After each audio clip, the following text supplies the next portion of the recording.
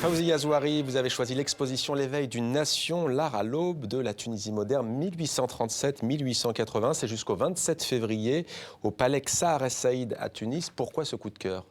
Alors parce que c'est pour la première fois qu'on voit, nous, notre histoire exposée. Ces œuvres-là croupissaient dans les sous-sols d'un palais.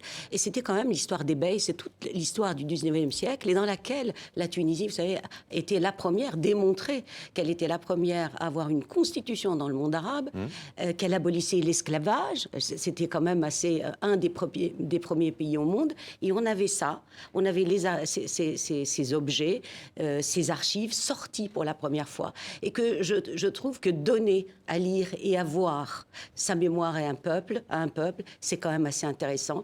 Et c'est ça que j'ai retenu. Barbara Cassin, le livre Décampé de Lampedusa à Calais, c'est votre choix, un livre de texte et d'images. Il y a un disque aussi, c'est sous la direction de Samuel Lequette et Delphine Levergoz aux éditions La Découverte. Dites-nous pourquoi. Parce qu'ils m'ont fait découvrir Calais au moment où on avait éradiqué la zone sud. Ouais.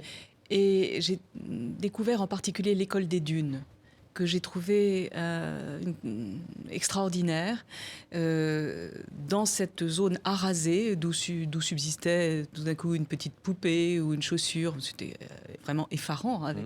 Eh bien, quelques kilomètres au bout de cette zone, il y avait encore l'école et encore des enfants dedans. Et encore, on recueillait les récits des migrants.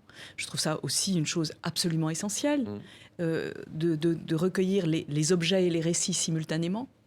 Et puis, j'ai vu en fait une voiture noire officielle arriver et dire comment, mais bon, la voiture, les occupants de la voiture s'étonnaient au fond qu'il y ait encore du monde, encore des enfants. Des enfants pour mieux résister. Bruno Oui. Fer, vous avez opté pour une association dont il est question à la fin du livre d'ailleurs de Barbara Cassin, Utopia 56, avec des bénévoles qui agissent justement auprès des migrants, à Paris cette fois. Oui, alors c'est une association qui s'est créée en Bretagne pour venir en aide aux réfugiés et aux migrants. Moi, je les ai rencontrés en faisant mon projet photographique à Grande-Sainte. Et en fait, ils m'ont plu. Je trouve que c'est une association qui propose aux gens, à tout le monde, de devenir de bénévoles et de venir rencontrer et aider les réfugiés. Je me suis inscrit, c'est très simple, on s'inscrit sur leur site web, utopia56.com, et il y a un planning très pratique, et on vient au camp de la Chapelle et on vient participer aux collectes et à toutes les activités qu'ils font aux côtés des migrants. Voilà pour ce message de solidarité.